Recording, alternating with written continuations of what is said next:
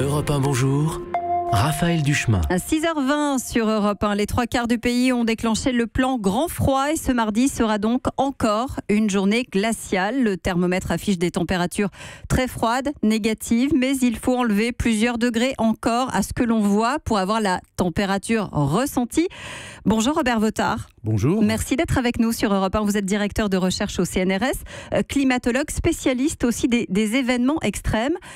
On appelle ça le Moscou-Paris. Ça signifie qu'on le connaît déjà, ce fameux Moscou-Paris, mais il ne fait pas si souvent escale que ça en France, ce courant d'air froid venu de Russie, ou je me trompe ?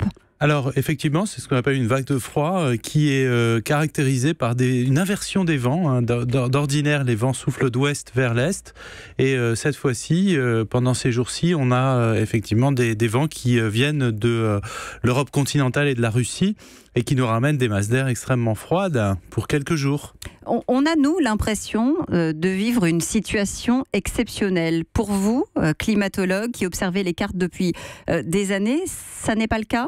Non, ça n'est pas une situation très exceptionnelle au sens où les températures, on est encore au cœur de l'hiver, même si on arrive à la fin.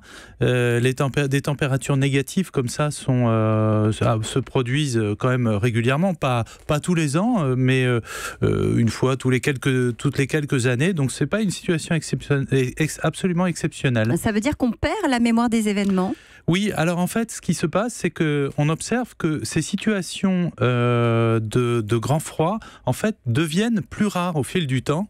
Cela est dû en grande partie au changement climatique, mais ces situations deviennent effectivement plus rares, et donc plus remarquables. Voilà, exactement. La dernière s'est située en 2012, par exemple. Donc ça fait 6 ans qu'en février, on n'a pas des températures aussi froides, mais en 2012, on avait des températures plus froides qu'aujourd'hui.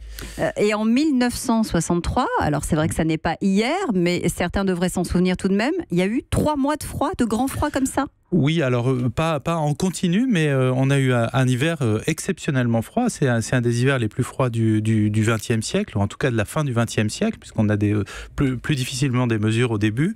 Mais en tout cas, ce type de situation est plutôt moins fréquent que si on regarde des années, le siècle précédent. On a changé de climat. Et vous dites qu'en 85, par exemple, on a connu à Paris, et on ne s'en souvient pas, moins 18 degrés. Tout à fait. En 85, on a eu des températures qui étaient en dessous de moins 15 en Île-de-France, en janvier. En 86, en février, on a eu des températures extrêmement froides aussi. Il y a eu d'autres hivers depuis. Donc, c'est pas une situation exceptionnelle, mais elle revient quand même de temps à autre. Oui, il se passe, cela dit, réellement quelque chose, puisque au même moment, en Arctique, on enregistre, là, pour le coup, des températures supérieures à la normale, de l'ordre de 25 degrés. C'est-à-dire que nous, on a les températures polaires, et là-bas, ils ont des températures continentales européennes. Voilà, 25 degrés au-dessus de la normale.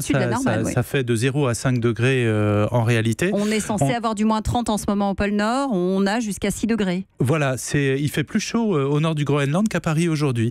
Donc c'est une situation qui, elle, est apparemment tout à fait exceptionnelle. On a un recul de la banquise, notamment vers le détroit de Bering. Là, on a pu avoir des informations là-dessus, avec des températures qui sont restées pendant plusieurs semaines tout à fait exceptionnelles et exceptionnellement chaudes. C'est la déformation du vortex polaire qui est en cause, Robert Vautard. C'est lui aussi en partie qui est lié à la vague de froid, ou en tout cas à sa désorganisation, à la vague de froid qu'on connaît aujourd'hui. Oui, alors effectivement, en altitude, très haut dans l'atmosphère, il y a des vents extrêmement forts qui, avec ce qu'on appelle un vortex, un grand tourbillon qui tourne autour du pôle et qui parfois se désorganise complètement et qui est lié à ce type de situation. C'est plutôt le caractère tardif fin février qui, d'un point de vue météo, aujourd'hui peut nous surprendre, ou est-ce qu'il va falloir s'habituer à vivre des épisodes comme ça très contrastés, puisqu'on nous annonce un redout brutal pour la fin de semaine ? Alors effectivement, les situations froides vont continuer à persister dans le futur, dans les décennies à venir. Le froid, en quelque sorte, se retire moins vite que le chaud n'arrive. Donc on continuera à avoir des vagues de froid dans le futur. Elles seront moins fréquentes, elles seront moins intenses.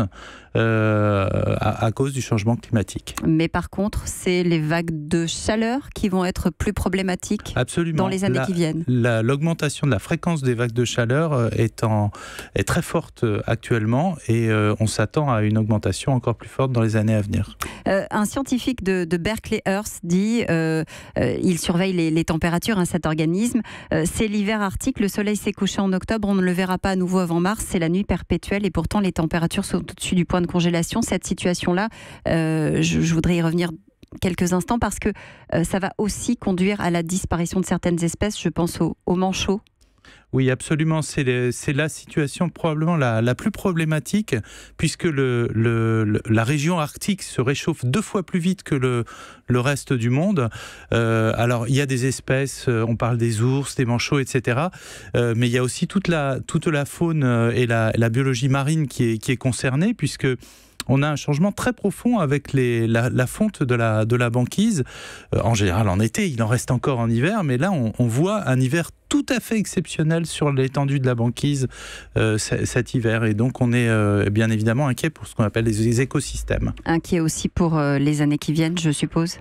Oui, parce que ce réchauffement va très très vite, beaucoup plus vite que ce qu'il a pu être dans des ères climatologiques passées. Et donc on est face à un changement très très très brutal. Merci beaucoup Robert Votard d'avoir été avec nous en direct ce matin sur Europe 1. Europe 1.